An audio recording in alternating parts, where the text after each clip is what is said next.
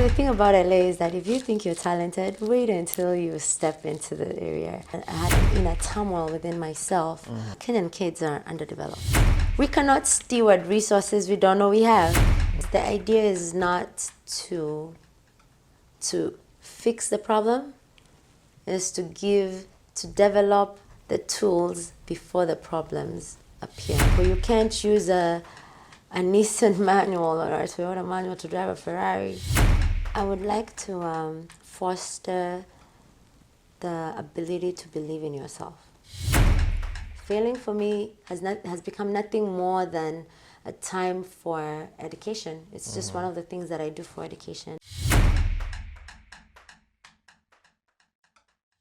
All right, ladies and gentlemen, viewers from all over the globe, this is your show, TCTV1 USA, your channel dedicated to diaspora interests. And today I've got a very, very amazing guest. Ladies and gentlemen, please help me welcome the queen, or do I say, the first princess herself. Shiro, hi.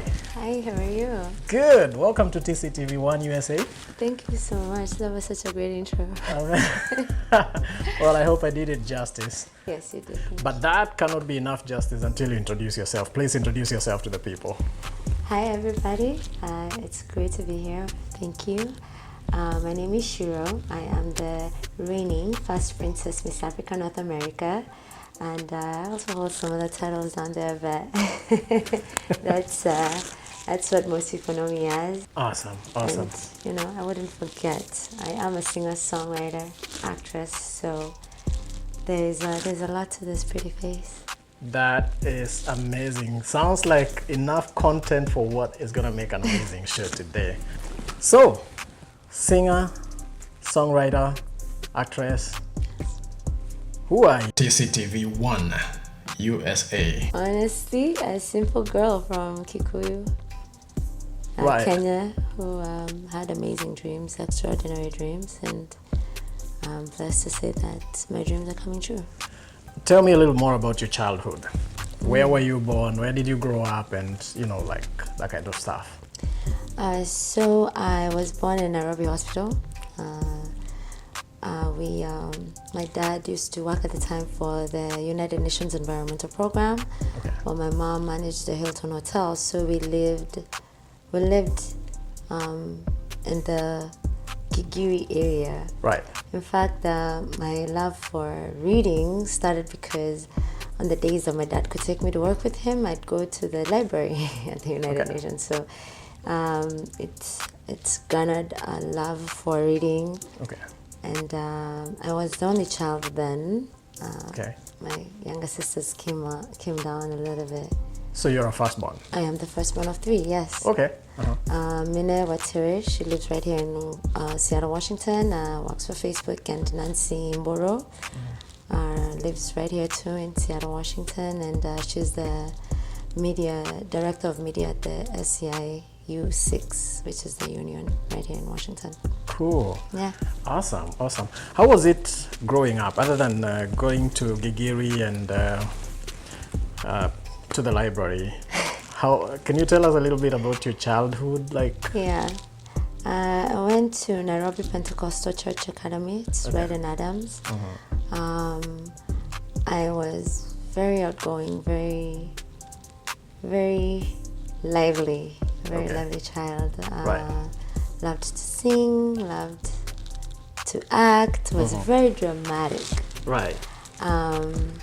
After that, I did, during my last year, I changed schools, ended up graduating the KCSE. No, is it KCSE? Right. That's the primary? KCPE. Oh, whoa. KCP in Sagitao Primary School. Right. It was I guess a strategic move on my parents' part. And then ended up going to high school. I started off at Meriliki Girls in Nwakabeta, but as a strategic move, again, they moved me the last year to St. Nicholas Senior School. Okay. It's off off Wood Street on Gong Road. Right. So they wanted me to do the both, the KCSE and the GCSE. Oh, okay. Oh, Yeah, that's pretty interesting. smart parents. Yeah. I But must say, still yeah. are. Right. Yeah. That's cool. How are you managing these transitions, like between schools? That hit me hard, actually. I didn't take to it very kindly at the time.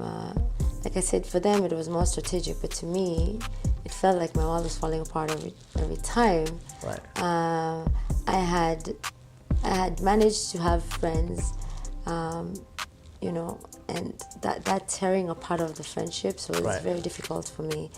And so my mom helped me channel that through music. At the time I wasn't singing as much, and I hadn't really discovered my voice. However, she had me taking guitar lessons, she had me playing the melodica, playing piano. So that was my coping mechanism. So you also play instruments? Yes, a little bit. You're a pack of talent. Wow, okay. So what about the rest of your siblings? Are they as talented in these areas as you are? You know, my sisters wanted to be, the middle born Tess wanted to be a model. So she was flamboyant and always just this ball of energy. She could stop a whole room once she walked in. Right. She changed that. She now is a very powerful powerhouse minister.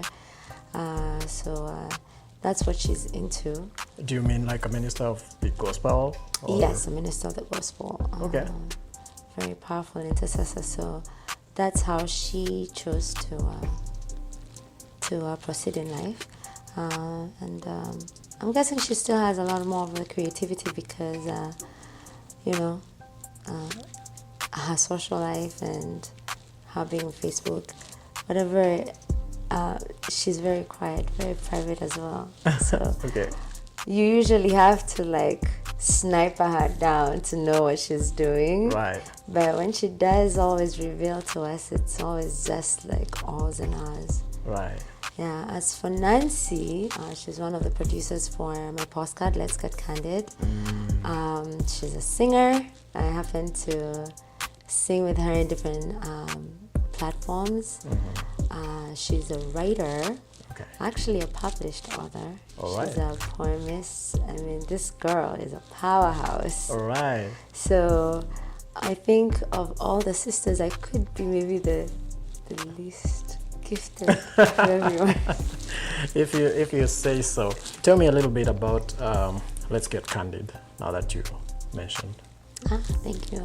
So it's a podcast where we are honest and we have honest conversations about everything, all aspects of life, mental, physical, spiritual, social and relational. So we talk about how to keep ourselves looking healthy, nutrition. A lot of people ask me, when do you get the time to work out? Most of the times I'm a little bit embarrassed to be like, I work out like a quarter of the time. Okay. Like very little. But my eating habits, however, they're on point. So I try to give people as much information as to how to keep themselves looking good, how to keep themselves looking healthy, If you happen to be blessed to be 120 years old, you don't want to be looking a little bit crazy during those years because you didn't take care of your health and yourself seriously while you were younger. So that is one of the things I like to talk to people about. We talk about spiritual stuff. I happen to practice faith. I'm a Christian, a believer. So I've learned some wisdom and some things from that. So I try to impart that to the people around me. Mental stuff, mental wellness. My platform I run on promoting mental health and wellness through the arts. So I try to push that about our mental health, especially to the African community. When I grew up, we never saw mental illnesses. No one really used to speak about them, and when they were evident in the community, it was always a hush-hush. We really didn't know the truth about what's going on, Right. and most people hid it. Personally, I knew one mental ill person in Kenya Right. my whole life growing up. And then I came here and I was going through all these other things that I didn't even really realize or recognize that when I have had, mental challenges as a child, I just didn't recognize it. People, they talk about OCD very well. I had that. And But you didn't know it was. did not know a what it thing. was, but I was very ashamed. I never even told my parents, and it was just lucky. I happened to be very blessed that I managed to deal with it in some pretty healthy ways for a child who did not know anything about it. Right. And that's why I recommend the arts to a lot of people. See, something in me was already helping maintain my sanity without even knowing that it was. Right. Yeah, we also talk about social and relational aspects of life because we're not meant to be alone. Everything we do, we can't do it in a vacuum. For example, for me to be in the pageant, it took a team. Right. I would have loved to take everything on my shoulders, but that would have been impossible. Absolutely. And so in order to get the win, it took a team to do that. So Right. we want to help build healthy relationships with people, Right. with your parents, with your peers, at work, business, you can't live without it. Right. And one other aspect that I love to talk about a lot is money. I'm all Okay. about the money. I'm all about that bag. Nice. And that's because, even the Bible says, it has a statement where it says, whatever problems money can't solve, God can. So that goes to tell me there's two problem solvers in the world, Right. Money and God. money and God. Interesting. Tell us about your transition from Kenya into the US. I was very outgoing. My mom didn't understand my visions or my dreams when I was younger. When I said I wanted to be a producer, she thought this girl just wants to go to a club and party. She didn't understand the technical part of sound engineering, of music, of the arts. So it was a growth journey. First off, I was attending Sarakasi. I know Sarakasi. Straight after high school. Cool. So you worked with Edu? I worked with Edu. He trained you? Yes, Dance?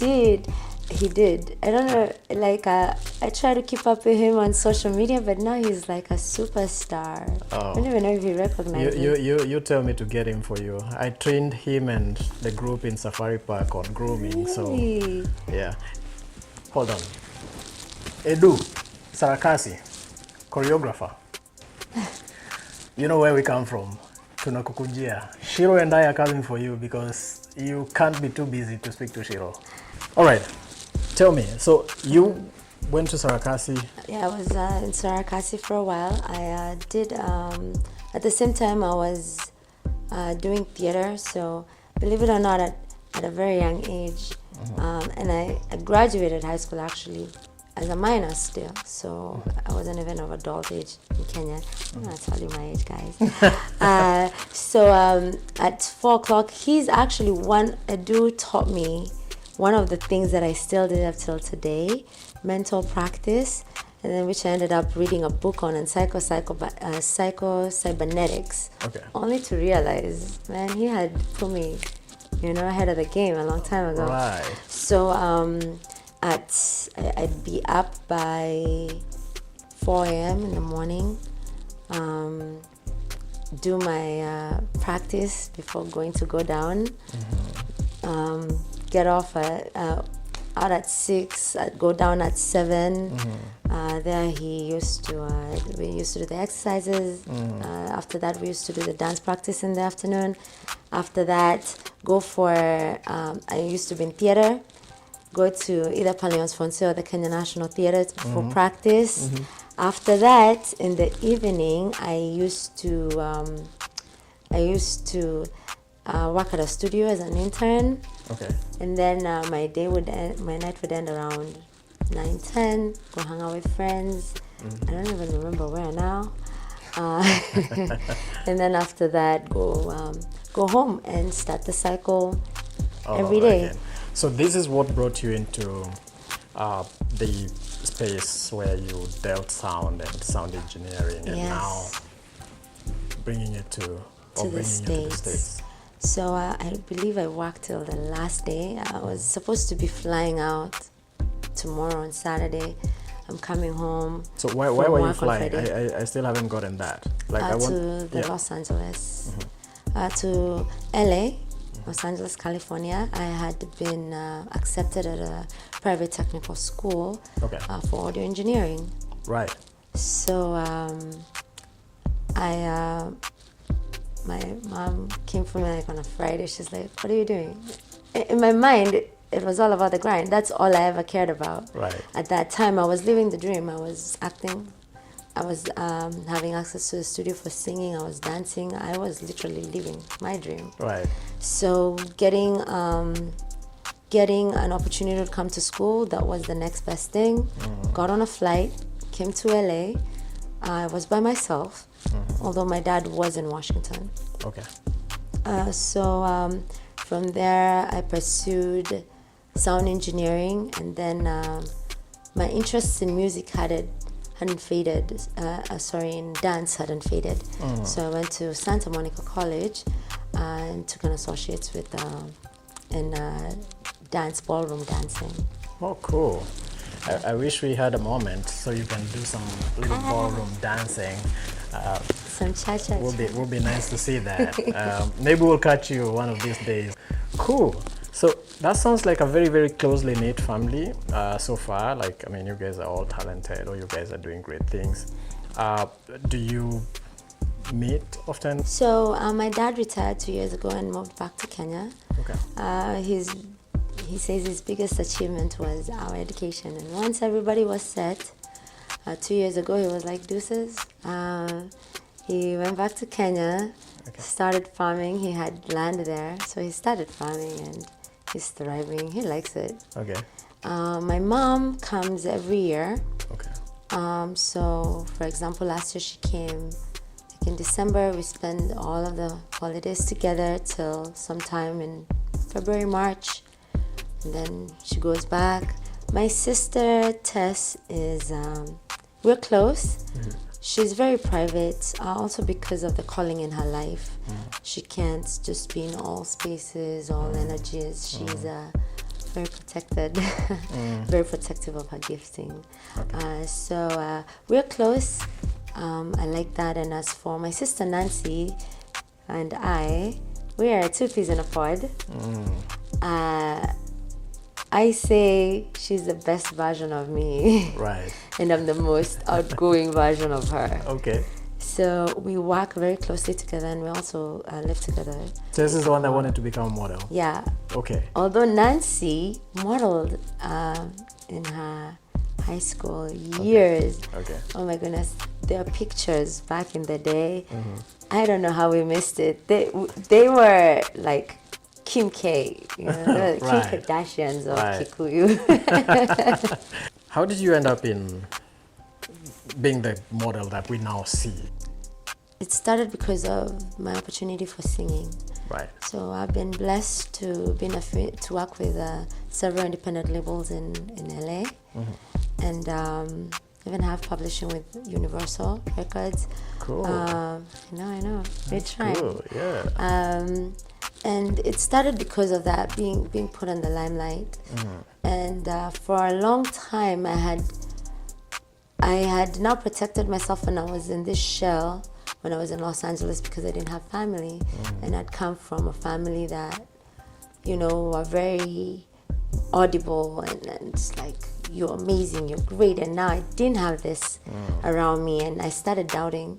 So when I started hearing about the Miss Kenya USA pageant, I'd wanted to try out, but you know, the thing about LA is that if you think you're talented, wait until you step into the area.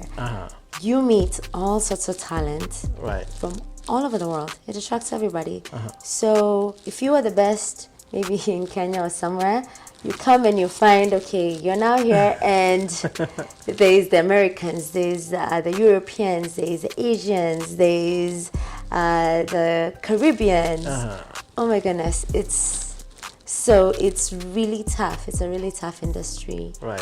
It's hard to stand out, and more than that, the opportunities are limited, and the people giving out the opportunities, they're not looking to develop talent, they're looking for developed talent. So I was now this teenager raising myself in Los Angeles, and I might have thought that I did a good job. But it did affect me because I wasn't a grown-up. I didn't have the wisdom that my parents had. You were not ready yet to handle, what it came with. Yes, but I had enough to float. So I wasn't sinking, and my head was still always above water. So that's one thing I could say I'm thankful to my parents for, because they instilled, a fierce mentality in me. And then now in LA, there are people who are trying to damage that wall, to bring down that wall. So they're like, no, you're not good enough. But you know yourself better than that. Yeah. So I'd be like, and especially in the African community, which is why I'm an advocate for the youth now, because sometimes people don't want to change the mold. They're so comfortable. So they're like, well, yeah, I'm sure you could go for those opportunities, but we have these opportunities right here. So that was the fight, the inner and outer fight that was happening. And I don't want to blame Africans or anyone else, because really what that was suggesting was that I had an inner turmoil within myself, where there was someone trying to believe, and another part of me like, no, maybe you're not good enough. Maybe this is the best. And then someone else was like, no, you can go anywhere. So I believe that the reflection of my environment at the time, though I did not know it, was a reflection of my inner turmoil. Great. Awesome. So you are in Miss Kenya. I actually was the lead judge in that pageant. So Miss Kenya USA, and you're there taking part. I remember your a little talent show. How was that for you? Oh, my goodness, that was such a flop. That was such a flop. Why do you say so? I say so because, one, I recognized the problem when I was on stage, but did not even have the guts to speak out. I couldn't hear we had been practicing for a while, so it should have been perfect. But we know nothing is ever really perfect. But I couldn't hear my background singers' mics, and I was doing mostly ad-libbing while they were doing the actual solo and the melody. So without the melody, the ad-libber sounds crazy, and it was it was a learning experience. So this time I simplified it a lot. But let me tell you something. Fumbling in front of, I believe it was over 400 people. And having to walk out of that stage and have a smile. Oof. Took a lot of courage, huh? It took a lot of courage. I was literally breaking down inside. Yeah. Good. So your journey began there, and then COVID hit, everything went dead. And then I see you at Hello Gorgeous, and you're asking me, what do I need to do in order to in order to win this time if I take part in a pageant? Yeah. You remember my answer? Oh my goodness. I probably wrote it down somewhere. Yeah, I said just go for it. Yes. Right. And so you went for it. I did. Tell us about this contest that gave you this beautiful crown. Oh my goodness. This was a mental battle more than anything else. First and foremost, I came in a little bit overconfident because I had worked on myself. And I was like, yes, there's nothing that can make me quit. I am strong, I am this, I am that. And all granted, all good things and all things that I had achieved. However, what I did not realize was this was a different level. Right. So yeah, I was accomplished on the level that I was coming from. Yeah. But this was a different level. My challenges were bigger, tougher. They needed a lot more grit than I had. And it hadn't dawned on me that this was a different level. So I came in thinking, I got this. I got this. I knew I needed work, mostly because the work between an artist, a singer, and the work between a model, very different. Right. When we're acting or doing whatever we're doing as musicians behind the scenes, taking videos, I'm not thinking about my line, my form, my, you know? Yeah. Where it's about looking great, it's about entertaining. Right. Bring out your personality that way. So even my walk everything needed work because I realized modeling is not just because you've been looking good walking and on a stage back and forth does not mean you actually know how to do a runway walk. Correct. So that knocked me down a couple pegs down, which is good. That didn't damage you. It did not damage me. It's now required me to think next level. Right. Yeah, the challenges were bigger. Looking for sponsorship was tougher. Everything was just a higher level up. Right. Let's dig in a little bit on that.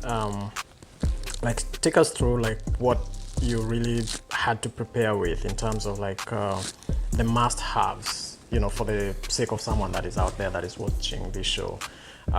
For you to get to where you are now, noting those challenges, what were the must-haves? First off, with the Miss Kenya USA pageant, I didn't have a planning committee. Okay. I did it alone. It worked out. Everything was smooth. With the Miss Africa, North America pageant, it was different. I actually needed a team.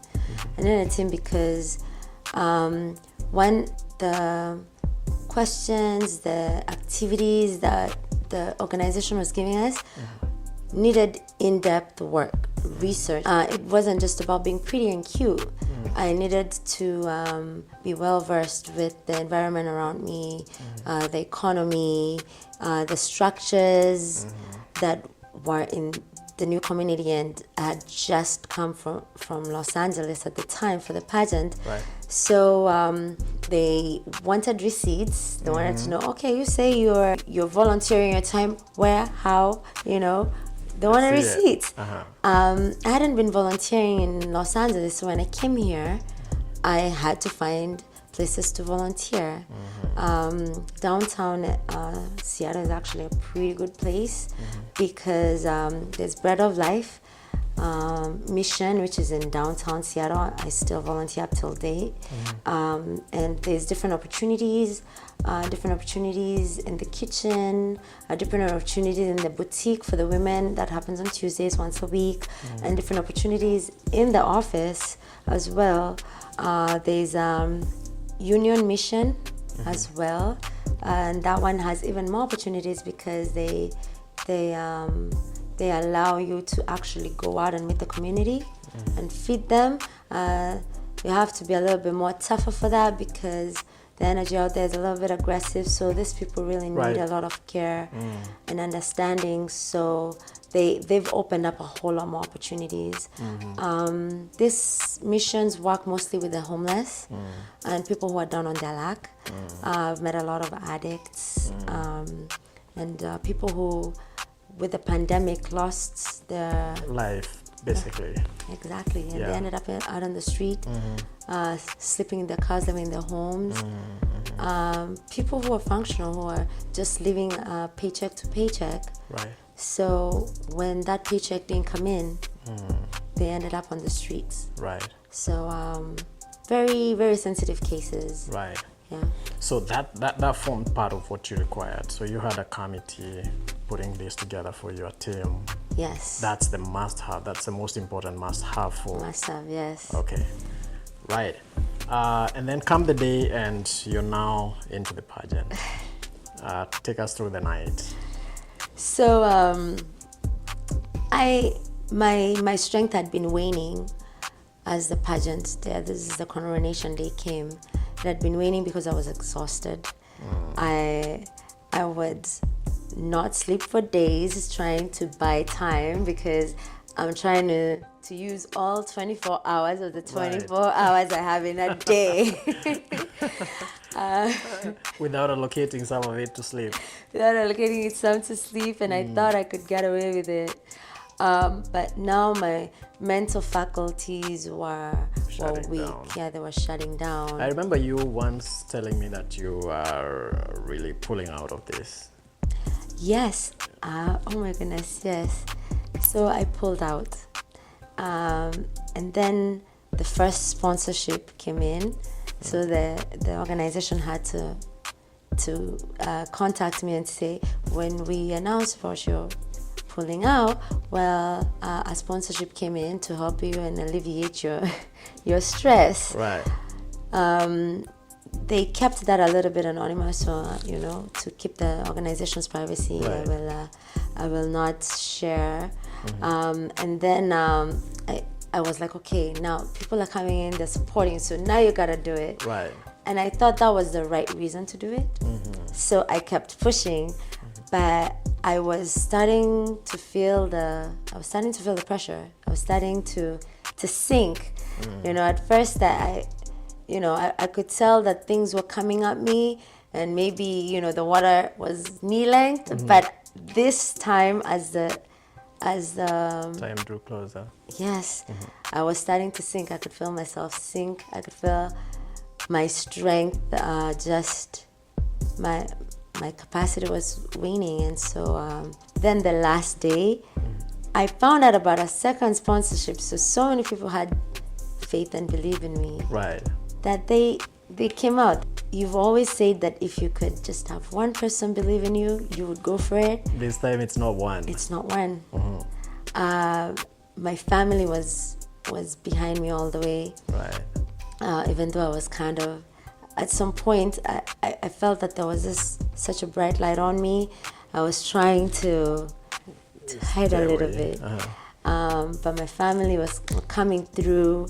My sister had a whole media team that were trying to help me with my speech. Right. I had a few people, PJ, Dan, DJ Kim, helping with the talent section. Right. So my reason to simplify it was the last minute thing. Right. There was when I remembered what happened with the Miss Kenya USA, I was like, this whole production this Grammy Award-winning production you're trying to do in 90 seconds is not gonna work.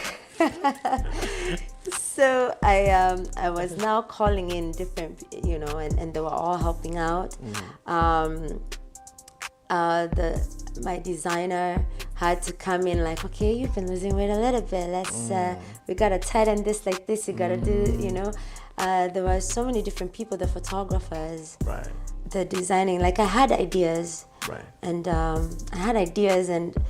had them on paper. But then now to make the ideas an actual reality from how I wanted to look, it was all work, and it needed a team. Right. And I don't know if you remember. I also, the hair thing is a thing now. Uh-huh. Because I wanted to look very different for the Miss Right. Kenya USA. Uh-huh.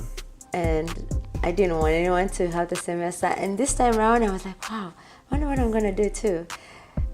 You know, and I wanted it to be something that hasn't been done on stage, at least not on our stages. Yes. And to be out there, you know. So I hope I did not disappoint. No, you did so well. I mean, this stands out. I mean, it's gonna stand out for a long time because I haven't seen this before. And when I actually saw that, I was like, I hope she comes to this interview looking the same way. Oh, nice. That she hasn't changed it, you know. Just reminds me about who gets involved in one person's contest where she goes for a, you know, beauty pageant. And I mean, there's all these people, the family. They are the sponsors, they are the designers, they are the photographers, they are the, you know, your cheerleaders, they are the people that you confide in, the people who give you tips and, you know, and it's a whole battalion of people that come together to see you win. And sometimes, I mean, I've talked about that previously because sometimes when pageants are done and you hear people saying it wasn't fair, that wasn't the right person that should have won. I think about how many people are involved in trying to make sure that that one person wins and how much disappointment is multiplied by the number of people, you know, that it affects. So you're here, it's your day, you're on stage. How many categories did you guys have? How many appearances did you guys make? So we started with the introduction. Then after the introduction, we had the cultural dance or traditional dance. I tried to represent actually more than I had in 90 seconds I did the Kikuyu because again it was not me like Miss Kenya where you were all about your tribe. Right. I wanted it to be about the country. So I tried to do Kikuyu, Luya, and Maasai. Okay. Dance moves, the traditional moves. Even though I would have wanted to do to have the background, the music, you know, the different ones. We just decided to just go with the Kikuyu. Right. The Jabomas actually. I know Jabomas. You know, I know Jabomas. the traditional costume, courtesy of him. Also the ideas to the moves, the Luya moves. Right. The Maasai moves. He actually kind of coached me through that. Hang on. Jabomas. Yes. Thank you. This is for you. Your effort is recognized. After that, we had the traditional, the cultural costume or the African couture costume. That one was courtesy of, I don't remember the Kenyan designer because they went through my sister. But also the Miss Africa North America pageant for the beautiful accessorizing. Thank you so much to Boss Lady Queen Z because she, I feel like that was part of her love gift to me. I was really appreciative about that. And then there was a talent.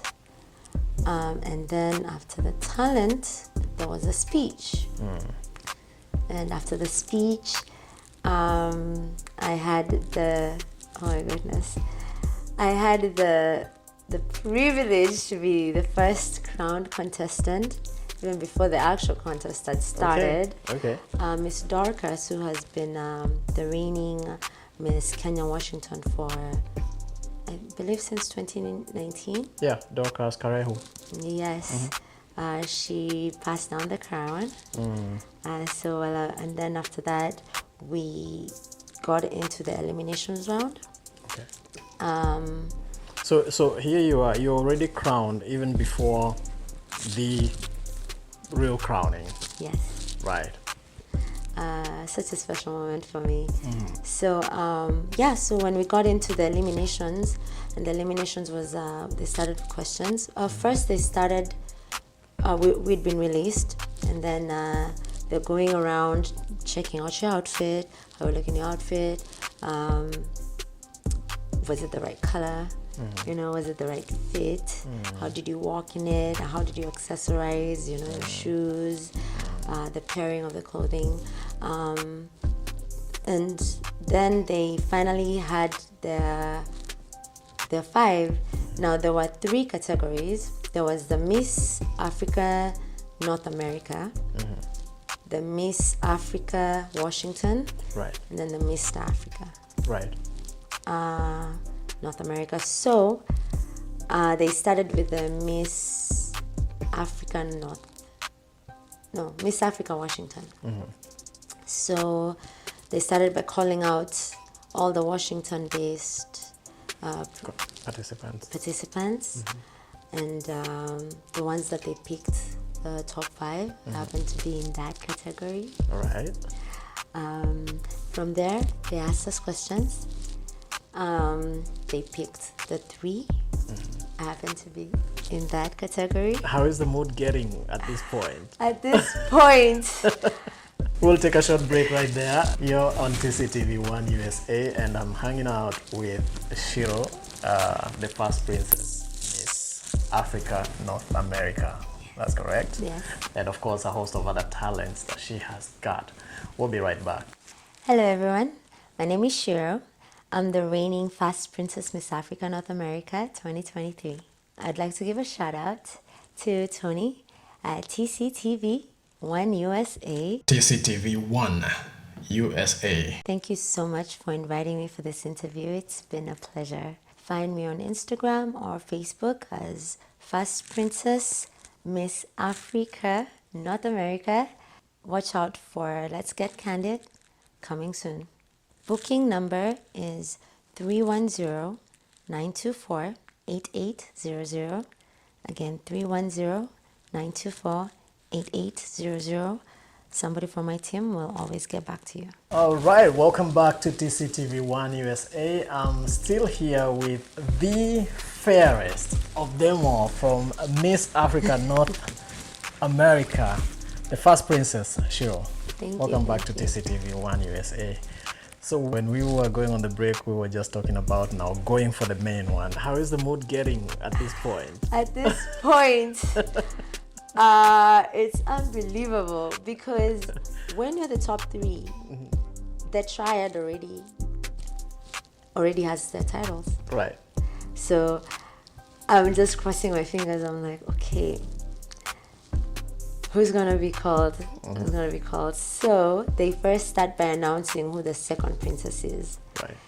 And I happen to be titled the second Princess Miss Africa Washington.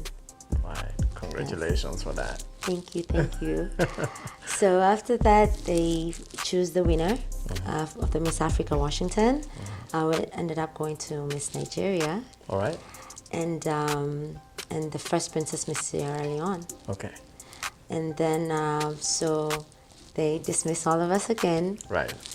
They call on the 5 contestants that they want for the Miss Africa North America. This is the big one now. This is the big one. This is the big one. Oh my goodness. Uh-huh. So I happen to be among the first 5. Okay. At this point, I'm like, I don't know what to say. It's surreal to me at that moment. Right. It's just surreal because I couldn't believe it. I was like, oh my goodness, yes. So all these things running in my mind. What questions are they gonna ask? You know, there are questions that my answers were on point. Others were a little less on point. By your own judgment, though. By my own judgment. Not by the judgment of the judges, because, Yes. I mean, you wouldn't know how they were. But I had to be tough on myself because that's what made me miss the triad for the Miss Kenya USA Okay. portion. Uh-huh. Was answering the questions, having weak answers. So at this point, You had to get it. I was, you know, so this one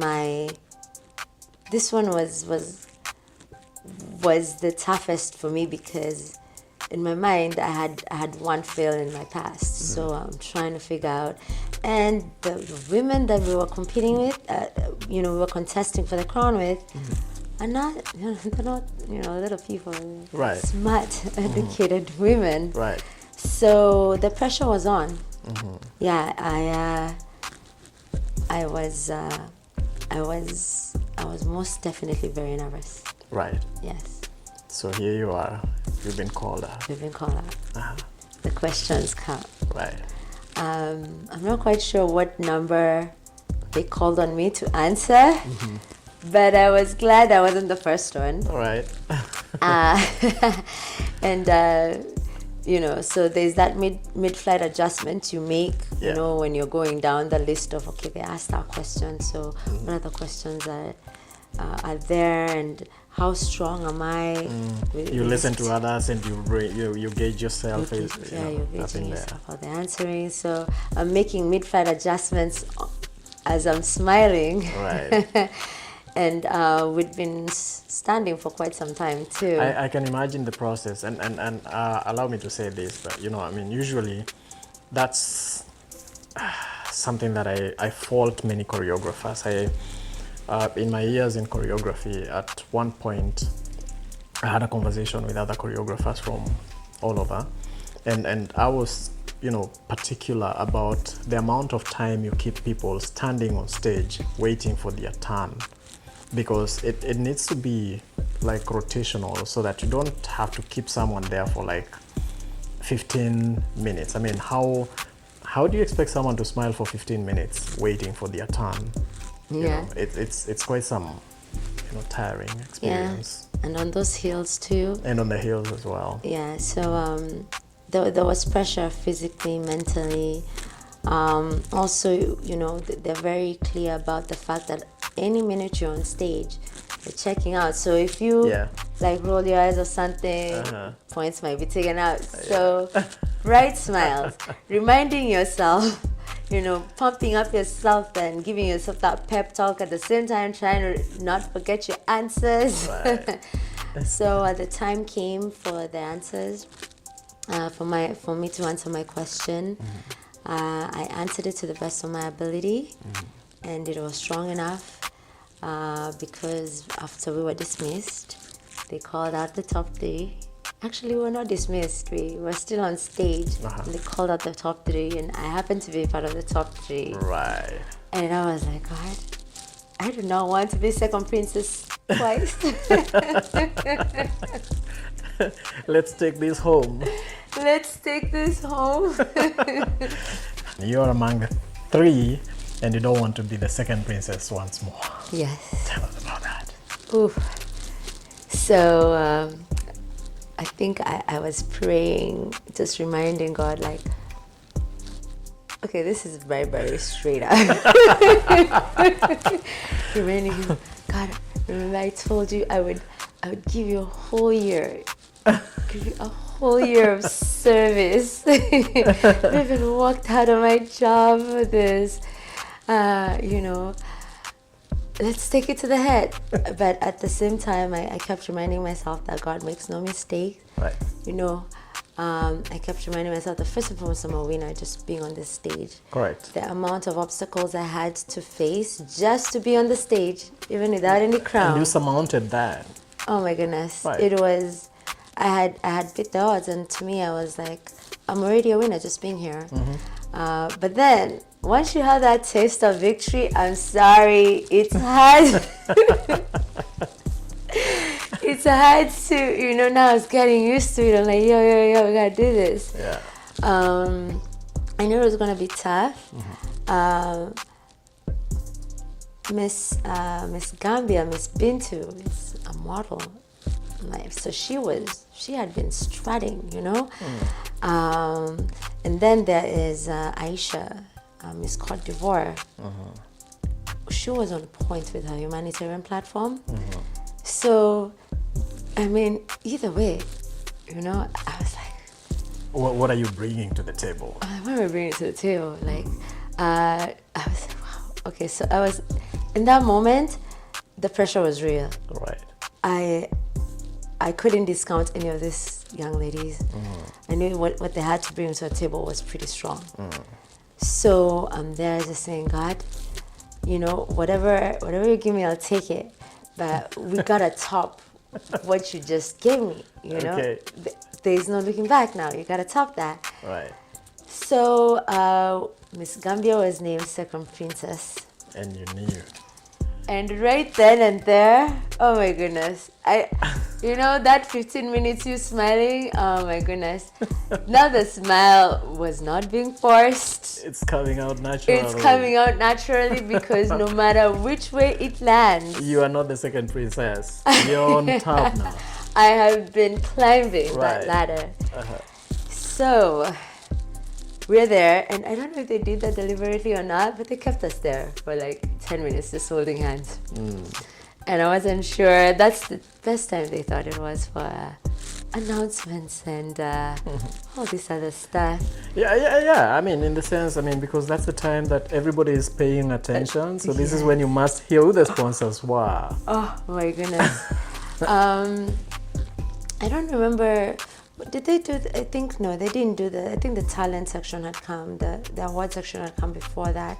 So this time they were just making announcements. You know, feeding everything in there. Right. As you're dying out of the tension. As I'm dying out of the tension. And excitement at the same time.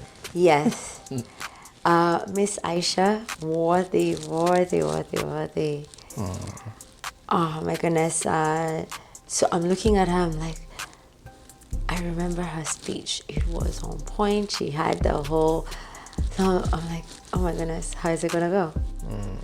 So finally, drum rolls, please, and they're like, okay, so the reigning Miss Africa, and then the MC's like, oh, by the way. I know those moments. Oh my goodness. And like, okay, let's go back. So the reigning Miss Africa, and it ended up being Miss Cote d'Ivoire. Cool. And what went on in your mind in that very moment when Cote d'Ivoire was called out? At first I was like, oh, I didn't get it. But then in the minute I was like, wait, I'm the first princess. Right. I was like, oh, thank God. I for a minute, I'd forgotten that I had still climbed the ladder. Right. But then at the same time, I was like, okay, good. The pressure was off as I was hugging her. I was like, it was like a sigh of relief. Right. I was excited for her. And at the same time, I'm still excited for me. I'm like, oh my gosh, I got the crown. Right. So someone had to. So very fast, someone took her away, and someone had to come take away my crown. Right. So that's when they were like, okay, first of all, you can't be crowned with that crown on you. Yeah. And I was like, wait, what? I'm losing. What am I losing? Why am I losing? I was a little confused at the same time. What do you mean? The policies, you can't hold more than 2 titles. Right. This is my 3rd. What does that mean for? All right. So at that point, they had to they had to do something they'd never done before. Okay, what was that? They had to decrown. They had to have me forfeit my crown. Right. And give it to somebody else. Tell us about that. So when they said that at first, I was like, oh no, I don't want to give away my crown. I still want to be Miss Kenya Washington. Miss Kenya Washington. But then they were like, well, you get to give that crown to another Kenyan contestant. And guess who was there? One of my best friends. Right. Miss Susie K. Yeah. Whom we had done the Miss Kenya USA with. And she is the person who called me and was like, Shiro, I'm doing Miss Africa North America. I want to do it with my best friend. We got to do this together. Come on out. Right. And she facilitated in my second sponsorship of Oh, how sweet is that? Oh my goodness. How sweet is that? So all of a sudden this sense of loss disappeared because the Right. crown wasn't going to a stranger. Right. The crown was going to one of my best friends. That's amazing. That's amazing. I'm just trying to imagine like what would have happened if there was no other Kenyan in that pageant. What would have happened? You know, I would like to think that maybe I would have kept the crown, Right. but I still kept the crown. It's in our Through family. your friend. No, actually, you know, our moms happen to be good friends, and my mom and Susie is already like a small sister to me. You know, she's at our home most of the time. My mom looks at her as a daughter. Right. So I feel like we kept the It's crown still in the home. family. Yeah, there's Right. no losses here. That's a nice one. Yeah. I mean, Susie is an amazing girl. She's got an interesting story. I'm going to Very bring her interesting over story. into an interview because I want to share her story with the rest of us. And I must say that, you know, like when I read her profile, you know, for the competition, you're so a very deserving person. Yes. So I wouldn't say any other way. I wouldn't say it any other way. Like she deserved to She get a deserved it. title In on fact, you know, we should have Miss Congeniality as a crowning title for the pageant, because there's always one. And let me share something else with you. Okay. I'll back, you know. Okay. So, do you remember Miss Cindy C, second Princess Yes, I Miss do. Kenya USA? Yes, I do. She's the last person. She invited us over to her home. Was it that was Saturday or Friday before the coronation on Sunday. Oh, cool. Uh-huh. She was the last person who sat us down and motivated us and told us, you know, bring those crowns home. That is so beautiful. There's been an impact from the Miss Kenya USA back from our time. She was a Miss Congeniality. Yeah. And I thought that title would have been so deserving for Susie K. Cool. Her story is so phenomenal. It is. As a young 24-year-old, you know, having brain surgery, having to learn to speak, Right. walk, Yeah. do regular things It's like huge. regular folk. It's Oh my huge. goodness. She was the most hardworking person Right. in the pageant, and everyone recognized that because she had to overcome. Just for us, we're writing down speeches and memorizing them, and for her, just coming back to learning Right. how to use her mental faculties again. Yeah. Wow. You're an amazing girl, Susie. Yes, We're you gonna are. be seeing you on this show, and you're gonna tell your story to those that didn't attend the event to understand, you know, what you've gone through. But one most important thing that is she's kept her big smile. She's big on her smile, so it's easy to conceal the story behind that smile. And not just that, because she has such a strong character, it's easy to think that she's superhuman. It's easy for her to conceal the pain, the struggles, the work she has to put in extra. She went back to work, but some of us couldn't hack it even in the nursing department. Long words, tough words. Right. For her to be in such, an industry where you have to be extremely smart and bright, very, what's the word that I'm looking for? It pulls out everything from you. You know that this nursing industry is very demanding. Yep. For her to be in that space and remember all the things that she had once forgotten, I Big time. can't. I mean, it's amazing. Right. Yes. Good job, and good job to Cindy C as well, you know, Yes. for being the big girl, big sister. Yeah. Right. So every pageant is organized around a purpose. There is the pageant purpose, there is the individual purpose. Tell us about your course. Why did you go into this? What do you use your crown for? And what are we looking forward to? My humanitarian platform was promoting mental health and wellness through arts. Now, actually, it's through arts therapy. My very first experience with arts therapy was when I was at the Santa Monica College.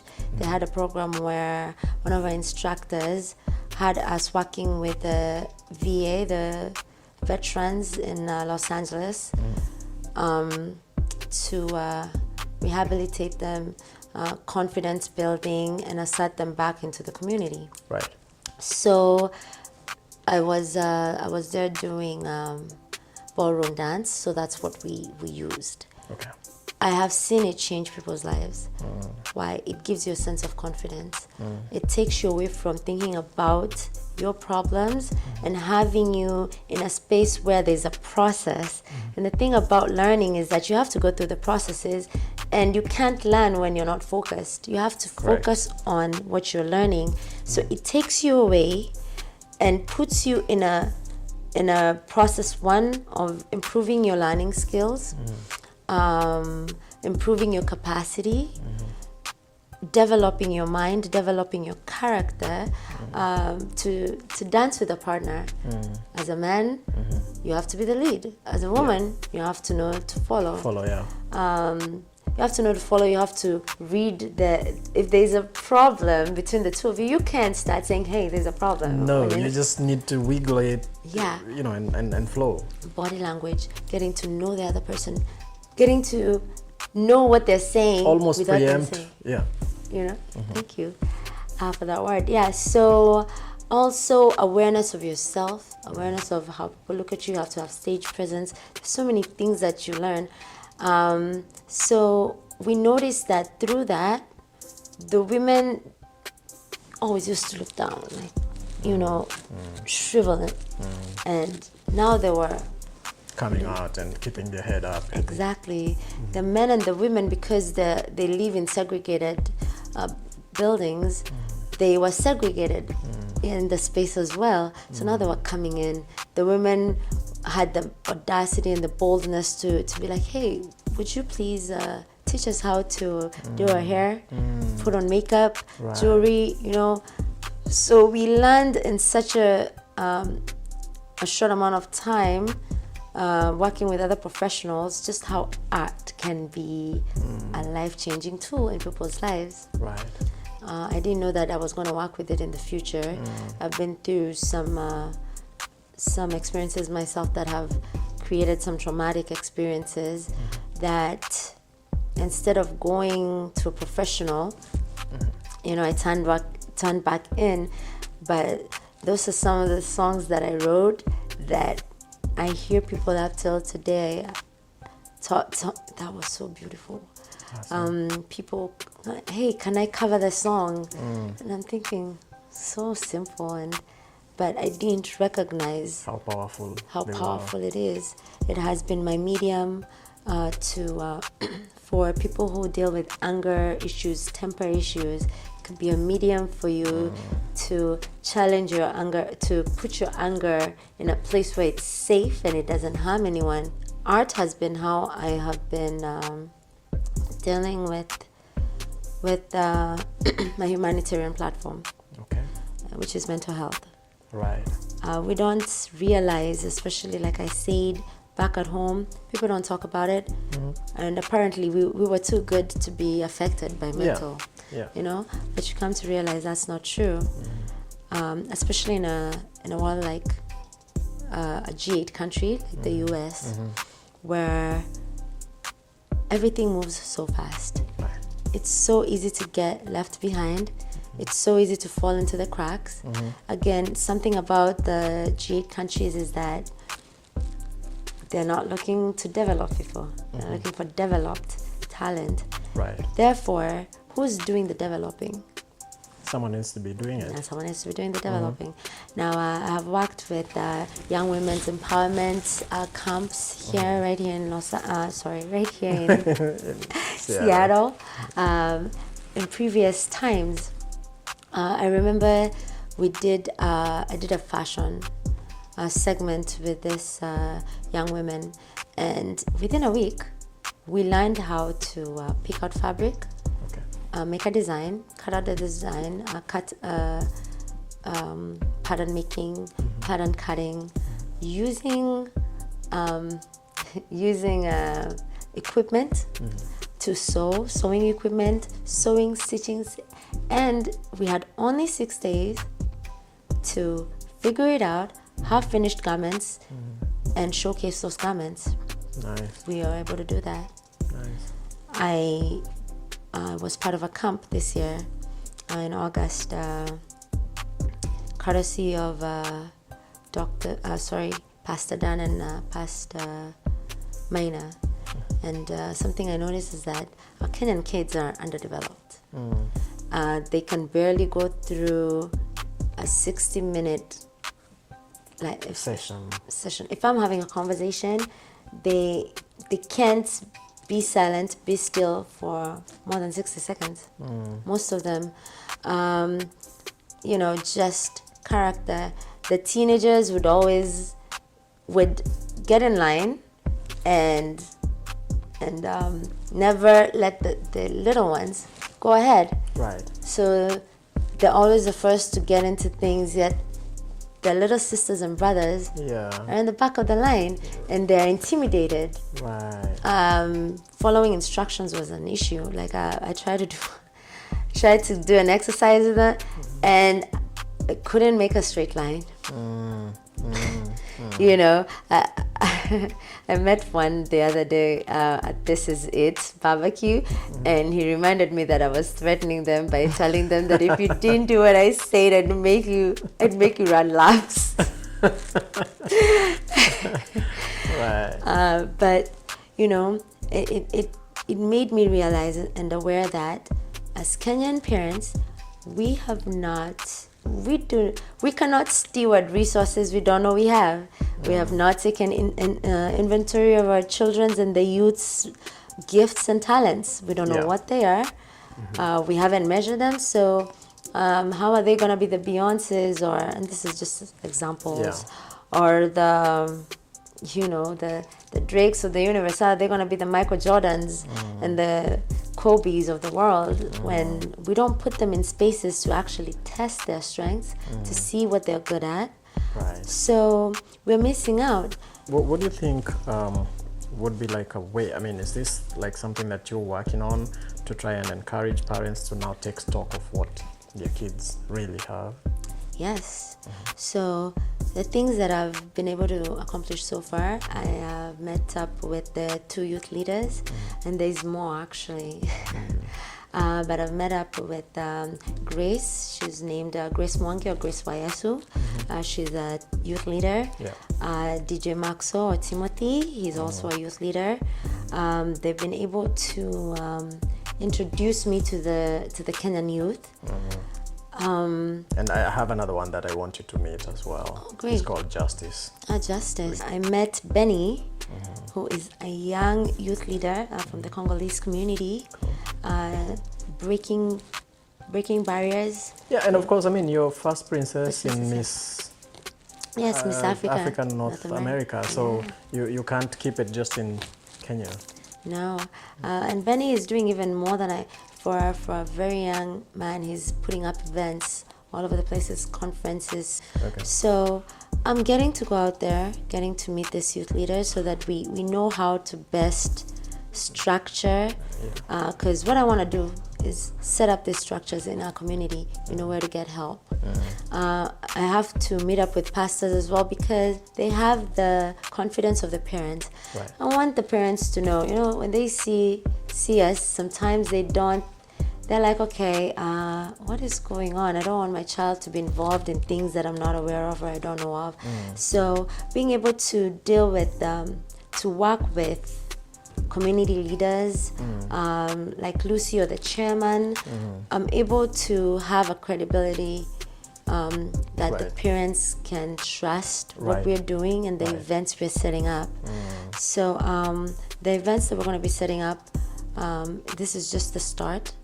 We have to start from somewhere, and I'm not afraid or ashamed of humble beginnings. Just one event a month.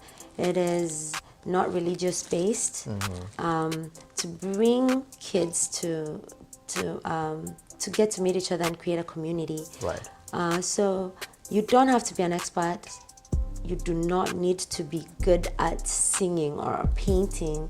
You know, we're just gonna, I'm providing these resources there as a way to help you figure out what you're all about and what we can get out of that. And then you leverage on that now to build it up.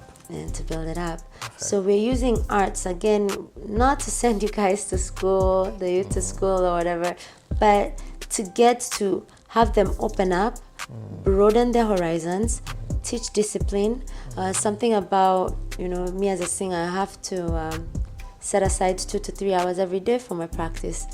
You know, it's said that if I miss the first day of practice, my team will get to know it. If I miss the second day of practice,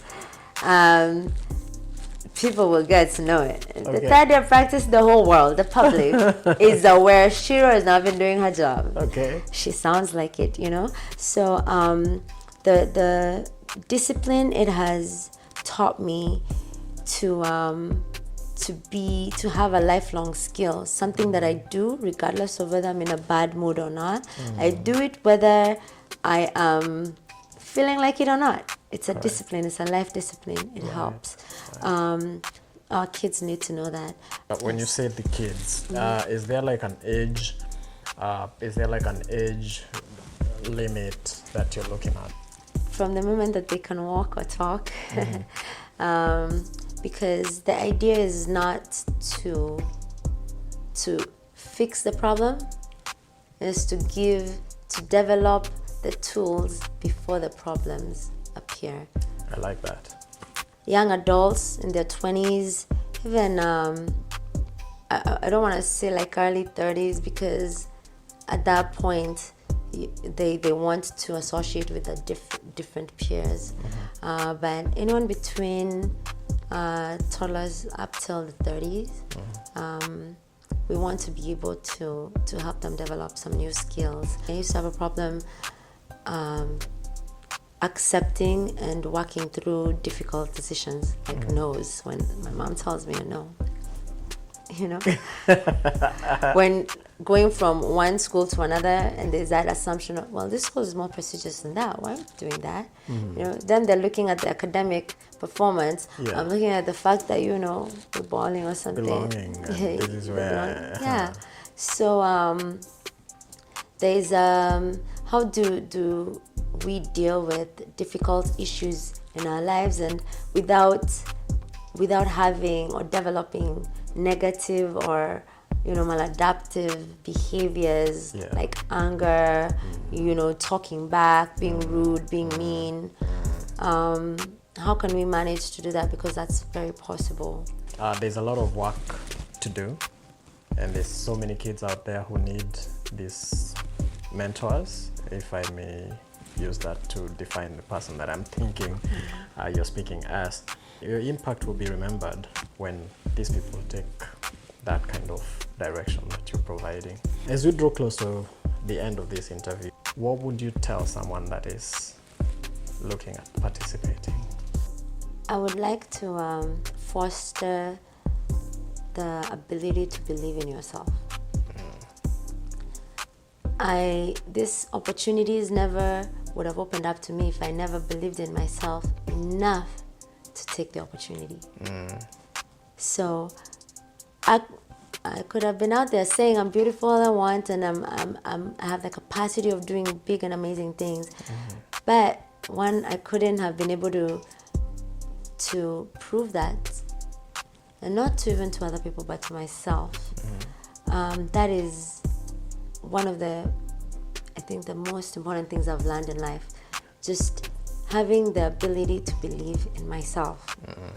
As a person of faith, I learned that my belief in myself isn't believe in what God says about me as his created being. So others might say, Shiro, you can't do it. I'm like, okay, thank you very much for your opinion. I appreciate it. Everyone has the right to have one.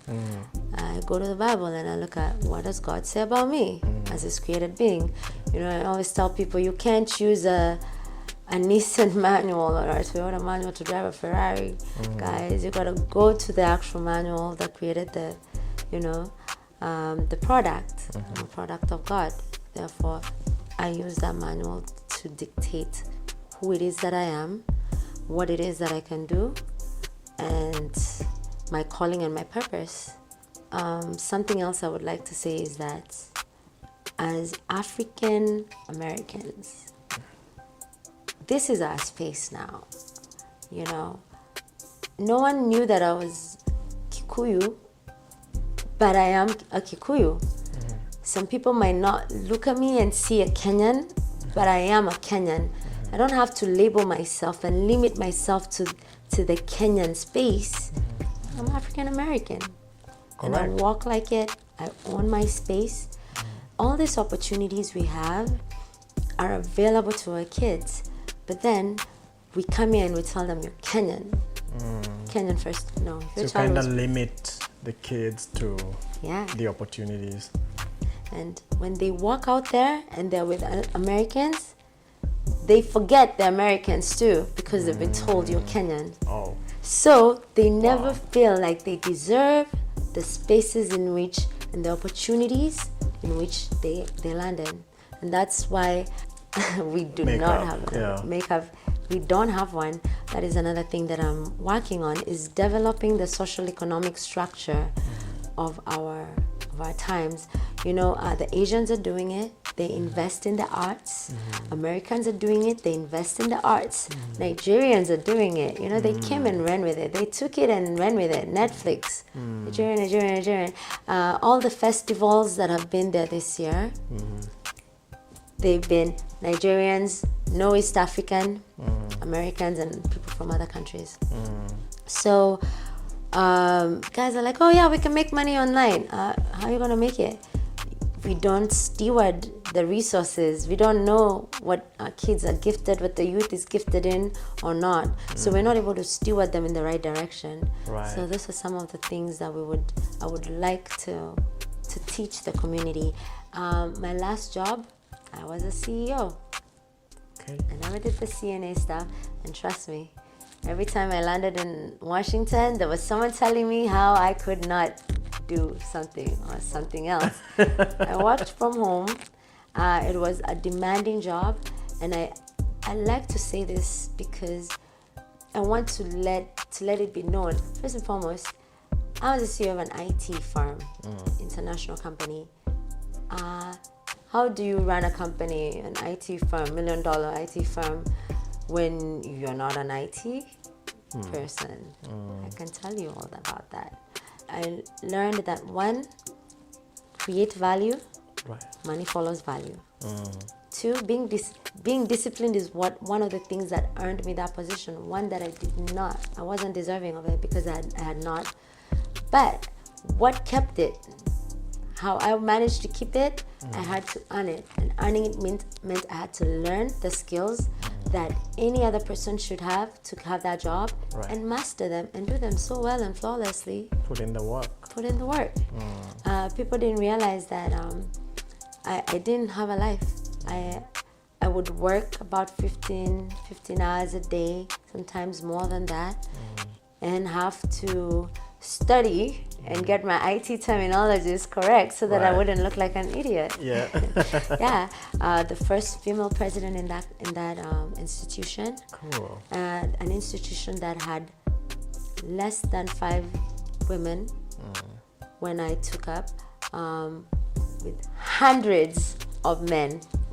Yes. That's a big one. So, and very inspiring, to say the least. Yes, and so that was one of the reasons why going for Miss Africa was important for me. I wanted to tell people there's resources. Stop hiding behind CNA. Yes, you're gonna fail. I failed a lot of times. But I fail forward. failing for me has become nothing more than a time for education. It's just one of the things that I do for education. So 1, believe in yourself. 2, be the type of person who is flexible enough to make mid-flight adjustments. I wasn't a model, I was a singer. Learning to be able to get to recognize an opportunity And taking it. and take it meant I had to do some mid-flight adjustments. I had to decide, okay, I can be more than just a singer and learn something new, a new skill like modeling. And more than that, if you do not have support, it's not the end of everything. I want people to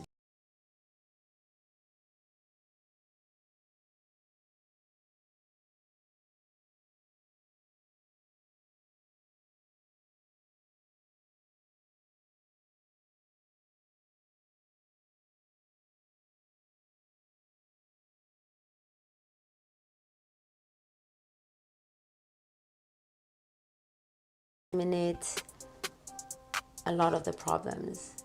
And like I say, there's 2 problem solvers. And the least of the 2 is money. Right. Money is one of the causes of most issues, problems, and mental disorders. Once you've solved money issues, you're able to now look deeper into real issues, Right. mental stuff, your character, stuff like that. But our immigrant kids, they have 2 or 3 jobs to pay for their bachelors, to pay for, to keep up. What if I could show them how to eliminate that? How if I could teach you how to eliminate debt? I mean, I walked out of a great job, yes, but I walked out and for a minute I was like, what did I just do? And then I realized I had to step up. After a CEO position, I'm not very hireable. So let me ask you, do you feel that this title now gives you the ideal platform for you to be able to execute all these ideas that you've got? It's a good start. Ideal platform? Not really. I would love to have an impact on children of the world, not just African children. So it is a good platform to start. And I've learned to always start with what I have, and I can multiply that. And this is a new challenge for me, and I like challenges. Right. So to someone that is looking at you right now and thinking, she's really so pretty, and they're probably getting ideas, do you want to say if you're seeing someone? Are you dating? Are you married? What's your story? Wow, I did And there was not some see that silence. coming. Okay. I'm not married. I will not touch on the, I am dating, or available to date. But let me not touch on the relationship part of it, just because my team did not prepare me for that question. You of everything you asked, that one felt like came from the left. But I am not married. I hope that answers your question. You had it. Viewers, this has been your show, and I have been talking to the beautiful Shiro, and this is amazing walk through her journey to becoming the first princess in Miss Africa, North America. I'm your host, Tony Shira, and this is TCTV1 USA. Keep watching. Look to seeing you on the next one. Remember to subscribe. TCTV1 USA. Let me save you. Oh my goodness, I did not see that one coming.